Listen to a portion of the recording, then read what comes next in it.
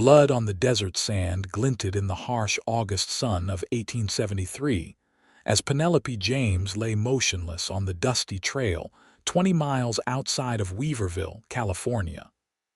Her once white dress was torn and stained, her honey blonde hair matted with dirt and her own blood.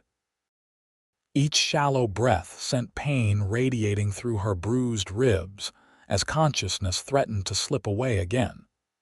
The distant sound of hoofbeats barely registered in her fading awareness. Xavier Hayes spotted something unusual on the horizon as he guided his chestnut mare along the lonely trail back to his ranch. At first, he thought it might be discarded clothing or perhaps an animal carcass. But as he drew closer, the unmistakable form of a woman became clear. He spurred his horse forward, dust kicking up behind them. "Good Lord," he muttered, dismounting swiftly and kneeling beside the battered woman. Her face was swollen, one eye blackened, and her lips split. Xavier removed his bandana, pouring some water from his canteen to dampen it before gently wiping blood from her face. "Madam, can you hear me?" Penelope stirred slightly, her eyelids fluttering. Through blurred vision, she made out the silhouette of a man against the bright sky, broad-shouldered with a cowboy hat casting shadows across his features. Instinctively, she tried to crawl away, a whimper escaping her lips. "Easy now," Xavier said softly, holding his hands up. "I'm not going to hurt you. You need help." Her throat was parched, making speech difficult. "Please." She managed, the single word emerging as a hoarse whisper. Xavier nodded, understanding her desperation. With gentle movements, he slipped one arm beneath her shoulders and the other under her knees, lifting her as carefully as possible. Even so, she winced, pain etched across her features. "I've got a ranch about 5 miles from here. My housekeeper can tend to your wounds," he explained, setting her atop his horse before mounting behind her. He wrapped one arm securely around her waist, holding the reins with his other hand. "Just lean back against me. I'll get you someplace safe." Penelope had no choice but to trust this stranger. Consciousness ebbed and flowed as they rode, her body occasionally going limp against his chest. Xavier maintained a steady pace, not wanting to jostle her injuries further, all the while wondering who had left this woman for dead and why. Pine Creek Ranch came into view as the sun began its descent behind the western mountains. It wasn't the largest spread in the territory, but Xavier had worked hard to build something respectable since arriving in California 4 years earlier. A modest 2-story house stood alongside a barn and corral, with several outbuildings dotting the property. "Mrs. Finch," Xavier called as he carefully dismounted, still supporting the injured woman. "Mrs. Finch, come quickly." The door swung open, revealing a stout woman in her 50s with gray-streaked hair pulled into a tight bun. Her eyes widened at the sight before her. "Merciful heavens! What happened?" she exclaimed, rushing forward to help. "Found her beaten on the trail to town," Xavier explained, carrying Penelope through the doorway. "She needs tending to and quick." "Take her to the spare bedroom," Mrs. Finch directed, already rolling up her sleeves. "I'll fetch water and bandages." The spare room was simply furnished but clean, with an iron-framed bed covered by a patchwork quilt. Xavier laid Penelope down gently, noting how her breathing seemed labored. "Don't you worry, miss," Mrs. Finch said, returning with supplies. "We'll have you mended in no time." She turned to Xavier with a stern expression. "Out with you now. This isn't proper work for a man's eyes." Xavier nodded, stepping out but lingering in the hallway. "I'll ride for Doc Wilson if you think she needs him." "Let me see to her first," Mrs. Finch replied, closing the door firmly. Over the next hour, Mrs. Finch cleaned Penelope's wounds, wrapped her ribs, and helped her into a clean nightgown that had belonged to Xavier's late mother. Through it all, Penelope drifted between consciousness and oblivion, occasionally murmuring incoherently or flinching away from phantom attackers. "She's had a terrible beating," Mrs. Finch reported when she finally emerged from the room. "3 cracked ribs by my reckoning, that eye's swollen shut, and she's covered in bruises. Some defensive wounds on her hands, too. She fought back against whoever did this." Xavier's jaw tightened, anger rising at the thought of someone attacking a woman so brutally. "Will she be all right?" "With time and rest, I believe so. No signs of." Mrs. Finch hesitated, choosing her words carefully. "Further violations, thank the Lord, but she's feverish now. We should fetch the doctor if it doesn't break by morning." "Did she say anything? Her name or who did this, Mrs.?" Finch shook her head. "Only fragments, something about a man named Silas and a lockbox, nothing that makes much sense." Xavier nodded grimly. "I'll sit with her tonight. You get some rest, Mrs. Finch." "That wouldn't be proper, Mr. Hayes," she protested. "I'll sit in the chair by the door," he assured her, "just to be on hand if she wakes frightened or needs anything. You've done enough for today." Reluctantly, Mrs. Finch agreed, leaving Xavier with instructions to call her at the first sign of trouble. The night passed slowly. Xavier dozed intermittently in the uncomfortable wooden chair, waking at every sound from the bed. Near dawn, Penelope began thrashing, caught in the grip of a nightmare. "No, please, I don't have it," she cried out, her voice breaking. Xavier moved to her bedside, hesitating before gently touching her shoulder. "Miss, you're safe now. No one's going to hurt you here." Her eyes flew open, wild with fear before gradually focusing on his face. Recognition flickered, not of him personally, but of the man who had rescued her. "Water," she whispered. Xavier helped her sit up slightly, supporting her back as she sipped from the glass he held to her lips. "Thank you," she managed, her voice stronger than the previous day. "Where am I?" "Pine Creek Ranch. My place. I'm Xavier Hayes." He set the glass aside. "Can you tell me your name?" She hesitated, fear crossing her features before she seemed to decide something. Penelope James." "Miss James, do you remember what happened to you? Who did this?" Pain shadowed her eyes, not just physical. I shouldn't say." "Was it this Silas you mentioned?" Surprise registered on her face, followed quickly by alarm. "You know Silas?" "No, madam. You called his name in your sleep." Penelope sank back against the pillows, seemingly relieved yet still wary. "I can't involve anyone else in my troubles." "You've been kind, but once I'm able I should go." Xavier frowned. "You're welcome to stay as long as needed. Whatever trouble you're in, perhaps I can help." She shook her head emphatically, wincing at the pain the movement caused. "No, they're dangerous men. They'll kill anyone who interferes." "They?" Xavier raised an eyebrow. "So there's more than just Silas." Penelope closed her eyes, realizing she'd revealed more than intended. "Please, Mr. Hayes. The less you know, the safer you'll be." Xavier considered pressing further but recognized the fear in her voice. "All right. But you're staying put until you're healed, at least. I won't have you wandering off to get yourself killed after I went to the trouble of finding you." A ghost of a smile touched Penelope's lips at his gruff concern. "You're stubborn, Mr. Hayes." "So I've been told," he replied with a slight grin. "Rest now. Mrs. Finch will bring you some broth when you wake." The next few days established a rhythm. Penelope slept much of the time, her body working to heal the abuse it had suffered. When awake, she accepted Mrs. Finch's motherly care and Xavier's occasional visits with increasing comfort, though she remained guarded about her past. On the 4th day, Xavier brought her a book from his modest library, a collection of Tennyson's poems.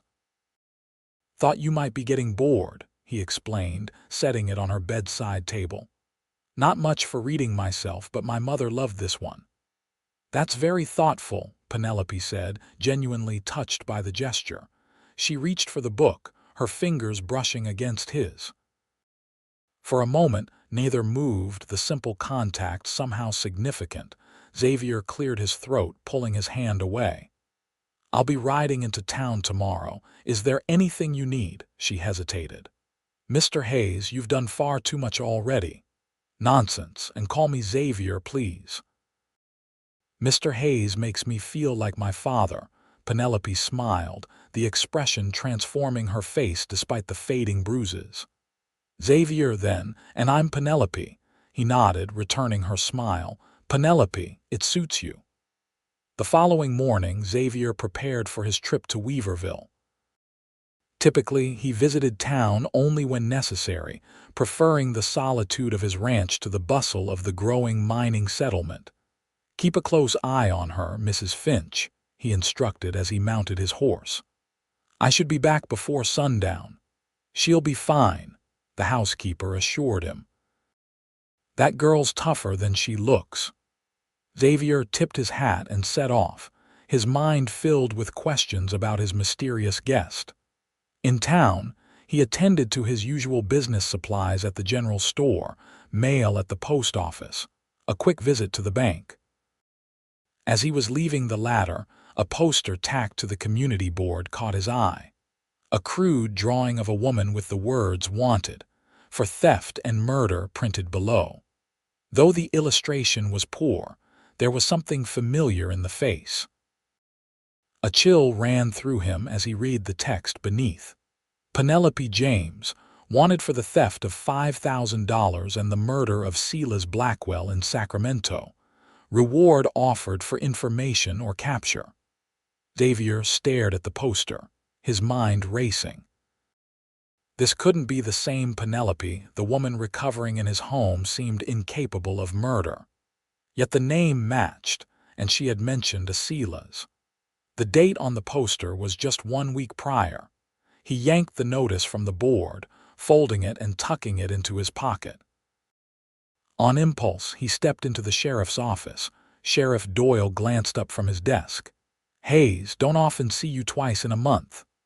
"Just wondering if you've had reports of any trouble lately," Xavier said casually. "Bandits or such on the roads," Doyle shrugged. "Nothing unusual. Why?" "You encounter something?" "No, just being cautious." Xavier hesitated. "Heard any news from Sacramento recently?" "Nothing specific. Though there was some banker got himself killed last week. Messy business from what I heard." The sheriff eyed him suspiciously. "What's your interest?" "No interest, just making conversation." Xavier moved toward the door. "Good day, Sheriff." On the ride home, Xavier wrestled with his discovery. The woman he'd rescued was either a dangerous criminal or herself a victim of some injustice. His instincts told him the latter, but he couldn't ignore the wanted poster. When he arrived at the ranch, he was surprised to find Penelope sitting on the porch, wrapped in a quilt despite the warm afternoon. Color had returned to her cheeks, and she'd managed to arrange her hair neatly with Mrs. Finch's help. "You're looking better," he observed, tying his horse to the rail. "Fresh air helps," she replied. "Mrs. Finch thought I should start rebuilding my strength." Xavier nodded, deciding directness was the only approach. He pulled the wanted poster from his pocket, unfolding it and holding it up. "Care to explain this?" The color drained from Penelope's face. She gripped the arms of the chair, looking as though she might bolt despite her injuries. "Where did you get that?" "Town notice board," he answered, sitting in the chair beside her. "Now, I'm inclined to believe there's more to this story considering the state I found you in, but I need the truth, Penelope." She stared at her hands for a long moment, then took a deep breath. "I didn't kill Silas Blackwell. But I am accused of it, and of stealing money that was already stolen." "Start at the beginning," Xavier urged gently. "I was a teller at Blackwell's bank in Sacramento," she began, her voice steady despite her obvious distress. 6 months ago, I noticed discrepancies in certain accounts, money moving in ways that didn't make sense. When I investigated further, I realized Silas was embezzling from his depositors. And you confronted him." Xavier guessed. Penelope nodded. Foolishly. I thought he would make it right if exposed. Instead, he threatened me. Said no one would believe a woman over him and that his associates would ensure I never spoke of it again. She paused, pulling the quilt tighter around her shoulders. I should have left then, but I couldn't just watch him steal from people who trusted him. So I gathered evidence, ledgers, notes, everything proving what he was doing. I was going to take it to the authorities. But he found out. Yes. Last week he caught me copying ledger entries. There was a struggle. He tried to. Her voice faltered. He attacked me, but I managed to escape with the evidence. I was planning to take it to the federal marshal in Sacramento the next morning. But you never made it, Xavier prompted when she fell silent. I returned to my boarding house to find it ransacked. While I was hiding, 2 men arrived, Silas and his partner, Reed Tucker. They were searching for the documents. When they couldn't find them, Silas became enraged. Tucker tried to calm him, they argued, and then she shuddered. Tucker shot him, right there in my room. Xavier watched her carefully, seeing no deception in her eyes. And they framed you for it. Tucker took the money. Silas had been carrying the embezzled funds and the gun. Then he saw me hiding. He said I was the perfect solution to his problems. With me blamed for Silas's murder and the missing money, no one would look further. Her voice hardened. He and his men brought me out here to kill me where no one would find the body, but they argued about whether to use me first. Xavier's hands clenched into fists at the implication. During the argument, I managed to break free. One of them caught me, beat me badly, but I fought back. Something distracted them, a noise in the distance, I think, and they left me for dead rather than finishing the job. She met his gaze directly. That's when you found me. And the evidence you collected, the documents that could clear your name, hidden, she said simply. Somewhere they couldn't find. Xavier considered her story. It explained her injuries, her fear, and her reluctance to involve others. These men, Tucker and his associates, they'll be looking for you. Yes, and they're connected. Wealthy men with influence. She looked away. I've put you in danger just by being here. I can handle myself, Xavier assured her. He stood, decision made. You'll stay until you're fully recovered. Then we'll figure out how to clear your name. You believe me? Penelope asked, surprise evident in her voice. I'm a decent judge of character, Penelope. You're no murderer. Relief washed over her features, and impulsively she reached for his hand, squeezing it gratefully. Thank you. The moment stretched between them, a connection forming that neither had anticipated. Finally, Xavier gently pulled away. You should rest. We can talk more tomorrow. Over the next week, Penelope's strength gradually returned. Xavier found himself seeking her company with increasing frequency, bringing her books or simply sitting with her on the porch in the evenings. Her sharp mind and quiet determination impressed him, as did her resilience in the face of her ordeal. One evening, as they watched the sunset paint the mountains in gold and crimson, Penelope broached the subject that had been unspoken between them. I need to return to Sacramento, she said softly. The evidence I hid, it's the only way to clear my name. Xavier frowned, turning to face her. You're not fully healed yet. Healed enough, she countered. And every day I stay puts you at greater risk. You planning to just walk into Sacramento with a price on your head? He challenged. I have a friend there, a woman I trust. She can help me retrieve the documents. Xavier was silent for a long moment. When were you thinking of leaving? Tomorrow, if possible. I could take the stage from Weaverville.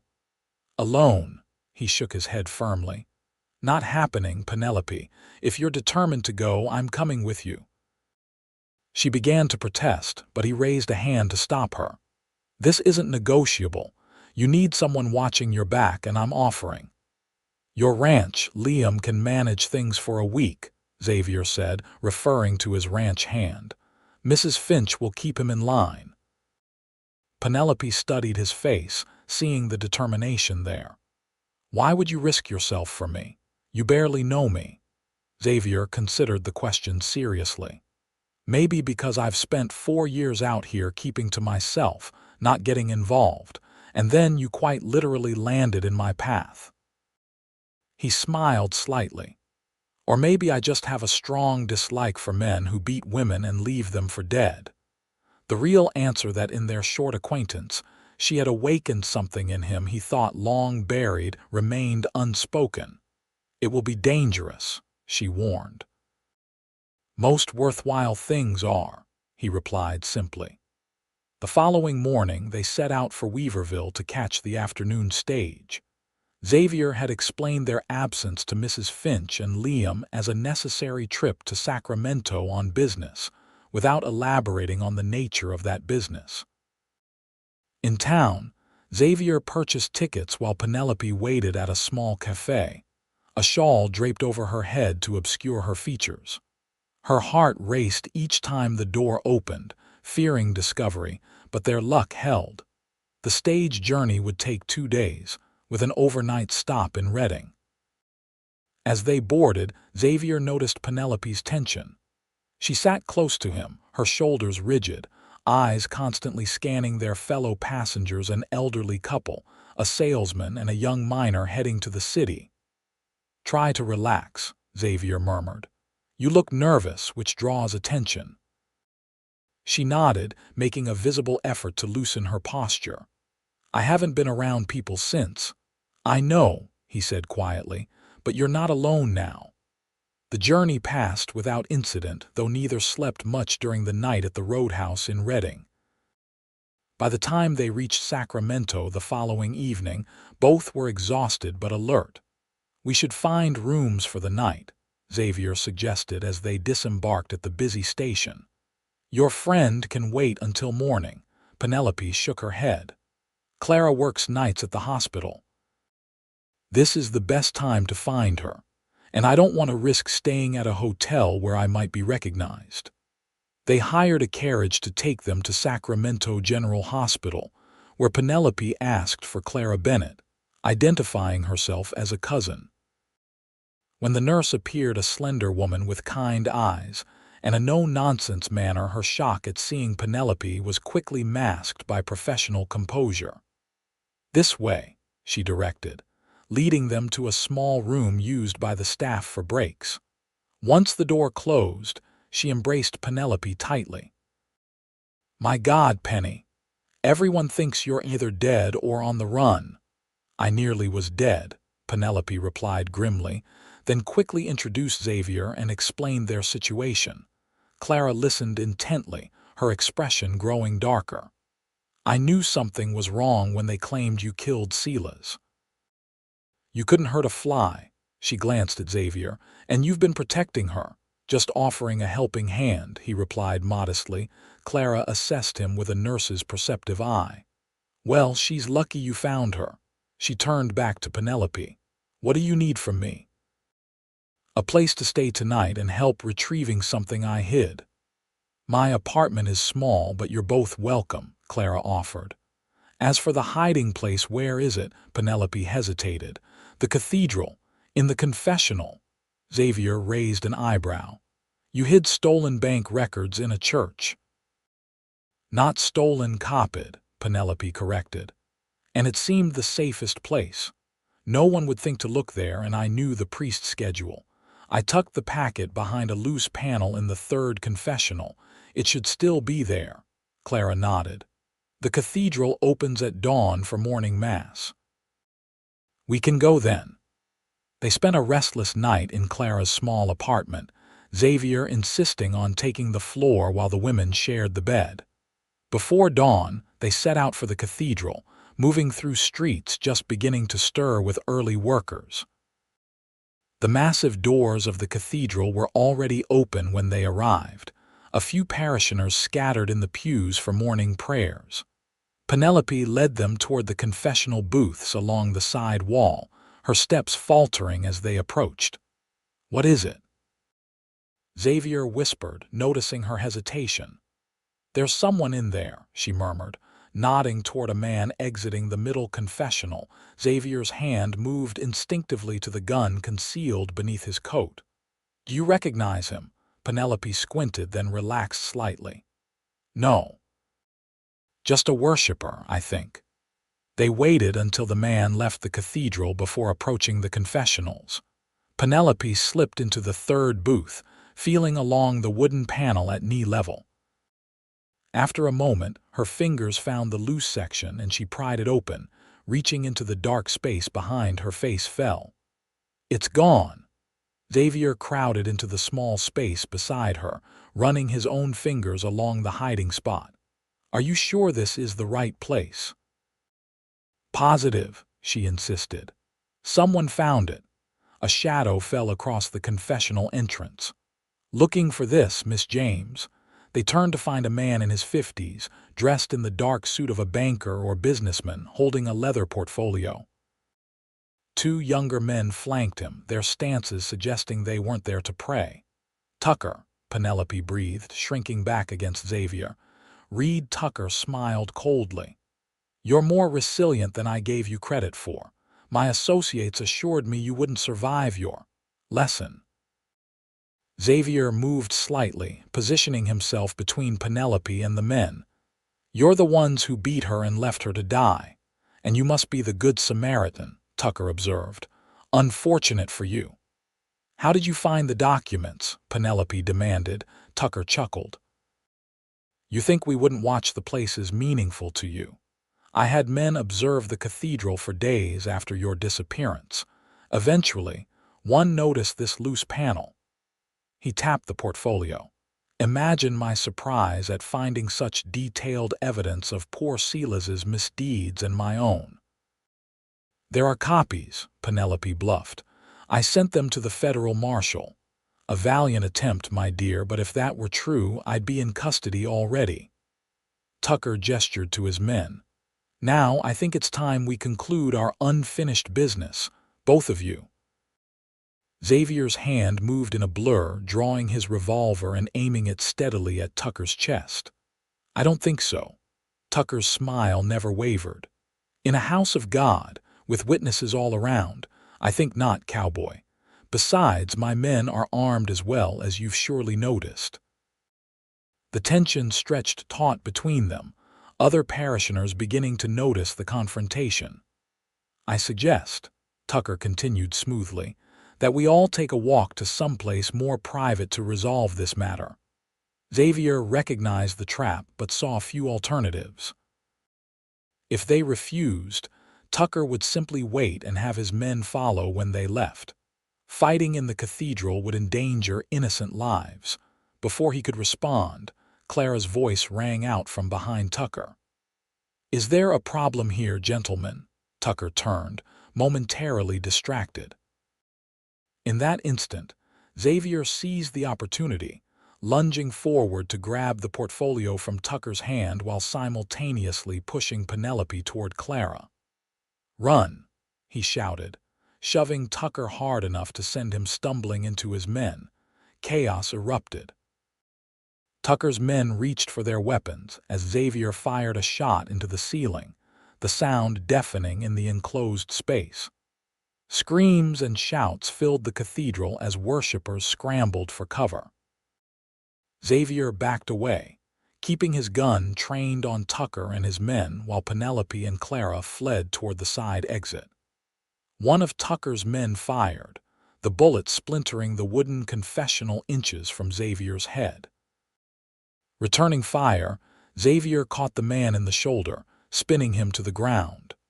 The second attacker hesitated just long enough for Xavier to make a break for the exit, portfolio clutched tightly under his arm. Outside, he found Penelope and Clara waiting anxiously. "We need to move now," he urged, grabbing Penelope's hand and pulling her into a run. They sprinted through side streets, avoiding the main thoroughfares where they might be easily spotted. Behind them, they could hear shouts and occasional gunfire as Tucker's men pursued. "The sheriff's office," Penelope gasped as they ran. "It's our only chance." "Too far," Clara countered. The newspaper office is closer. My cousin works there, he'll help us. They changed direction, weaving through alleyways toward the Sacramento Gazette building. When they burst through the door, startling the few reporters present at that early hour, Clara immediately called for her cousin. James Bennett, a wiry man with ink-stained fingers, emerged from a back office. "Clara, what in blazes, no time," she interrupted. "These people need protection and a platform. It's about the Blackwell murder." James's journalistic instincts visibly sharpened. "The bank murder? You know something about it." Xavier thrust the portfolio forward. "We know everything about it. And we've got proof that the real killer is Reed Tucker, who's currently trying to silence us permanently." Understanding dawned on James's face as he looked at Penelope. "You're the woman they're hunting, the teller." "Yes," she admitted, "but I didn't kill anyone. Those papers prove Tucker and Blackwell were embezzling together. When I discovered it, Blackwell tried to silence me. Tucker killed him to take over the operation and framed me for it." James flipped through the documents quickly, whistling at what he saw. "This is dynamite. Names, dates, amounts all here." He looked up. "You realize Tucker has half the city council in his pocket, including the sheriff." "Then we need federal authorities," Xavier said grimly. "And we need to stay alive long enough to reach them." A commotion outside drew their attention to the window. Tucker and 4 men, the 2 from the cathedral plus new reinforcements, were approaching the newspaper office, their intentions clear. "Back door," James decided, grabbing the portfolio. "I've got a printing press to protect these." "Clara, take them through the alley to Watkins at the telegraph office. He's honest. Have him wire the federal marshal in San Francisco." They slipped out the rear of the building just as Tucker's men entered the front. The alley led to a narrow side street, which they followed toward the telegraph office 3 blocks away. "Almost there," Clara encouraged as they rounded the final corner. A shot rang out, chipping brick from the wall beside them. Tucker stood at the end of the street, revolver raised for another shot. Inside. "Now!" Xavier pushed the women ahead of him, turning to fire back at Tucker. The telegraph operator looked up in alarm as they burst into his office. "What's the meaning of federal marshal?" Xavier interrupted. "We need to send a wire to San Francisco immediately. Matter of life and death." The operator hesitated, but Clara stepped forward. "Please, Bill. These people have evidence of murder and massive fraud. Tucker's men are right outside." Bill Watkins peered through his window, paling at the sight of armed men approaching. "All right, but make it quick." Penelope dictated a terse message explaining the situation and requesting immediate federal intervention, while Xavier positioned himself at the window, watching Tucker organize his men to surround the building. "Message sent," Watkins confirmed. "But it'll be hours before anyone from San Francisco could arrive, even if they act immediately." "We need to hold out," Xavier said grimly. "Is there another way out of here?" Watkins shook his head. "Just the front door and a window in my back room, but it's a 15-foot drop to the alley." Outside, Tucker's voice called out, "You're only delaying the inevitable. Come out now and perhaps we can reach an understanding." Xavier exchanged glances with Penelope. "No chance of that." "There may be another option," Clara suggested. "The newspaper will have the story set for tomorrow's edition by now. Even if Tucker gets to us, the truth will still come out." "Small comfort if we're dead," Xavier muttered. A new voice joined the standoff outside, authoritative, commanding. "Tucker, this is Sheriff Dawson." "Stand down and disperse immediately." Xavier risked a look. The sheriff stood with 4 deputies, all armed and facing Tucker's group. "Sheriff," Tucker replied smoothly, "I'm pursuing fugitives. This woman is wanted for murder." "So I've heard," Dawson responded. Convenient how the only witness to Blackwell's embezzlement ended up accused of killing him. The sheriff held up a paper. Just got an interesting telegram from Judge Harmon. Seems he received some very concerning financial records this morning that implicate you in fraud, Tucker. The judge thought I should know before anyone else got hurt. Xavier turned to Penelope in confusion. James must have sent copies to the judge, she realized. He said he was protecting them. Outside, Tucker's composure was cracking. This is absurd. You can't possibly believe. I believe I'm placing you under arrest pending investigation, Dawson interrupted. Now drop those weapons, all of you, or my deputies will open fire. For a tense moment, it seemed Tucker might resist. Then, slowly, he lowered his gun, his men following suit. As the deputies moved in to disarm and restrain them, Sheriff Dawson called toward the telegraph office. You folks can come out now. Seems there's been some confusion about who the real criminals are in this situation. Xavier kept his gun ready as they cautiously emerged. How do we know we can trust you, Sheriff? Dawson nodded toward the telegraph office. Judge Harmon's word carries weight with me, always has. And these records he sent over make for interesting reading. He eyed Penelope. Miss James, I believe you've been unjustly accused. The judge would like to speak with you as soon as possible. The next 24 hours passed in a whirlwind of statements, examinations of evidence and revelations. Judge Harmon, a stern but fair man with a reputation for incorruptibility, personally reviewed the documents Penelope had gathered. The federal marshal arrived from San Francisco by evening train, taking over the investigation. Tucker and his associates were held without bail, and by the following afternoon, the Sacramento Gazette ran a front-page story exposing the entire scheme, completely exonerating Penelope. The evidence was overwhelming: ledger entries, correspondence between Tucker and Blackwell, even testimony from a bank clerk who had witnessed arguments between the conspirators but had been too frightened to come forward. It's over, Penelope said with quiet wonder as she and Xavier sat in Judge Harmon's antechamber, waiting for a final meeting. I can hardly believe it. Xavier took her hand, a gesture that had become familiar between them. You were brave to stand up to them in the first place. Most would have looked the other way. I couldn't, she said simply, but I wouldn't have survived without you. The door opened, and Judge Harmon beckoned them inside. Miss James, Mr. Hayes, thank you for your patience.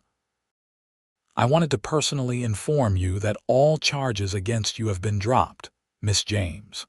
Furthermore, the bank's board of directors wishes to offer restitution for your ordeal. Penelope blinked in surprise. Restitution. They're eager to avoid a public lawsuit, the judge explained with a hint of a smile. They've authorized a settlement of $5,000, ironically, the same amount you were accused of stealing. They also extend an offer to return to your position, should you wish it. Xavier squeezed her hand. That's wonderful news. But Penelope seemed hesitant. I'm grateful, Your Honor, but I'm not sure returning to the bank is what I want anymore.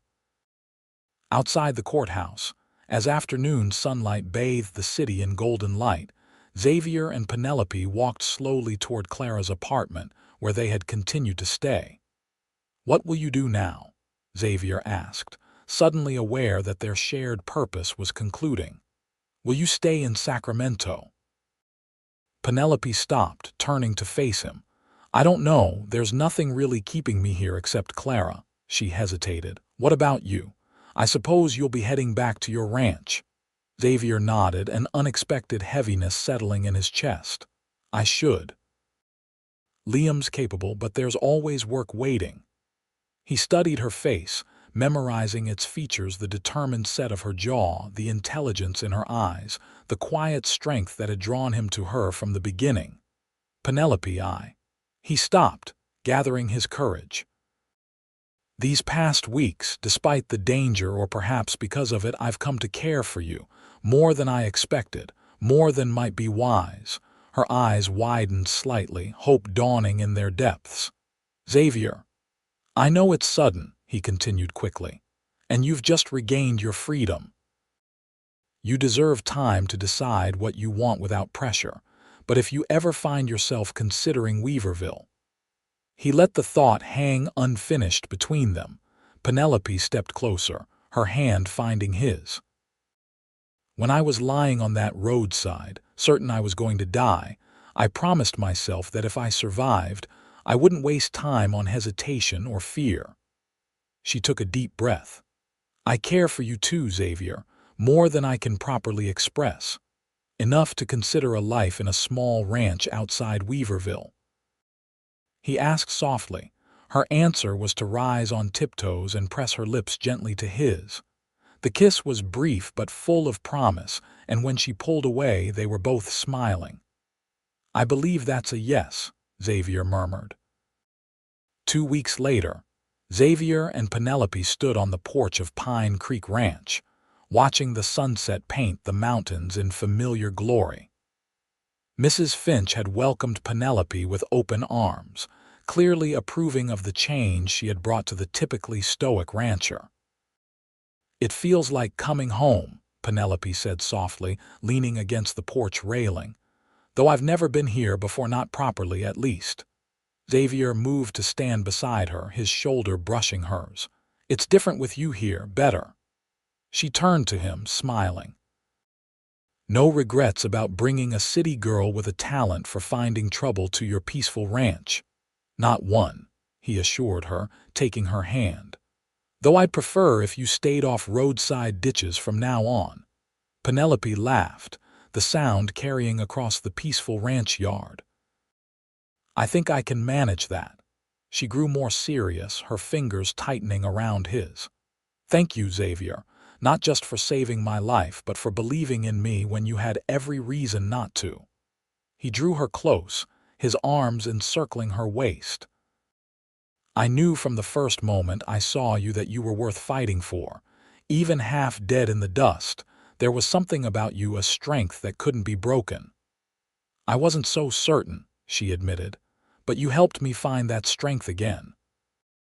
Their lips met as the last rays of sunlight faded from the sky, the kiss deepening with the promise of a future neither had dared imagine when fate had thrown them together on a dusty California trail.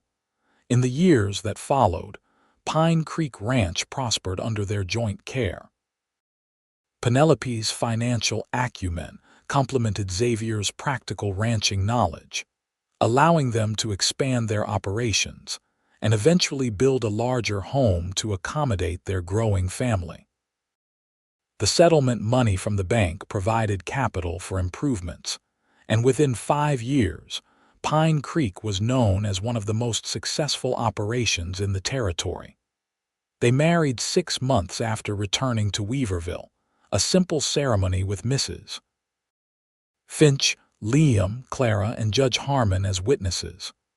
Their first child, a son they named William, arrived a year later, followed by twin daughters, Emma and Grace, 2 years after that. Penelope never returned to banking, but she kept the books for the ranch and occasionally advised other local businesses. Her experience with Tucker and Blackwell had given her a keen eye for dishonesty, making her a valued consultant when questions of financial impropriety arose. Tucker and his associates received long prison sentences for fraud, embezzlement, and murder. Occasionally, news would reach Weaverville about appeals or parole hearings, but Tucker died in prison 8 years into his sentence, never again posing a threat to the life Penelope and Xavier had built.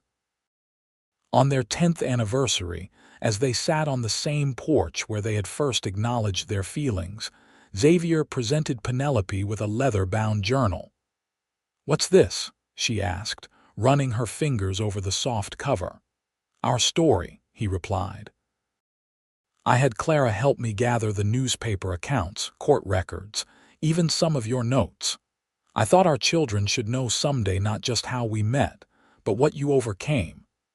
Tears welled in Penelope's eyes as she leafed through the pages. "From beaten and abandoned on a roadside to this," she murmured, gesturing to their home, their land, the distant sound of their children playing. "It seems impossible."